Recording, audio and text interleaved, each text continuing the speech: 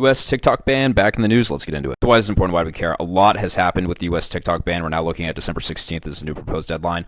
Before we get into the latest, let's recap our last video on why this ban is so important. So there's really two important pieces here when it comes to understanding the TikTok ban. One, yes, is data. And it is also true that TikTok is not the only company that does collect our data. Of course, American companies do this as well, but that's not the real reason that this app is getting banned. Super simplified version above, but this is the reason why TikTok is being banned in the US. Make no mistake, TikTok is controlled by the CCP. This app over time has become their unofficial Trojan horse to influence American foreign policy via popular culture. So let's break that down first. Majority of TikTok users fall between the ages of 12 and 34. In the future, the hope is that the same cohort will have grown up with this app for decades at that point, will enter the American voting class, as well as eventually enter positions of American political power. So starting at a relatively young age, if the CCP can influence the very contours of opinion on major global events, both now and in the future, via TikTok and other apps like it, they're hoping to influence the American foreign policy of tomorrow to create a better, more favorable environment for the CCP of the future. It's the bill that enabled this ban. At this point, if you still support TikTok, you haven't done enough research. That video feels like it was forever ago, but all the information in there remains true. This is a tool for the CCP to impact and influence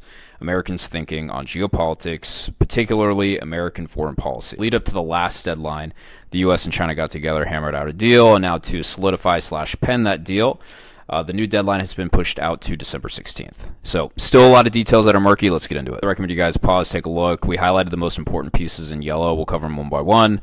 So going first, the retreating of the algorithm. So look, this was actually one of the biggest contentions that I had against TikTok. The splitting of the algorithm for the US entity is actually a very positive thing. However, so many details around this are still unclear and unspecified. A lot of cybersecurity experts have a lot of questions. Look, I'm an admitted hawk on this topic, so if the algorithm will truly be independent, that would actually go a long way into making this a good deal. Rev share, the next one. Yeah, so you can see the points below. Really not that big of a deal. We'll jump to something else here. Don't really make that much money off of TikTok in the US, so I mean, really not that big of a deal. 6 of the 7 seats will be appointed by US appointed directors. Now, they don't specify whether this means actual US citizens. You can see in the investor consortium, there's actually some Abu Dhabi funds in there. So I'm gonna guess mostly US citizens that are gonna be sitting on this board of US companies. Obviously, you see Oracle and the like in the mix.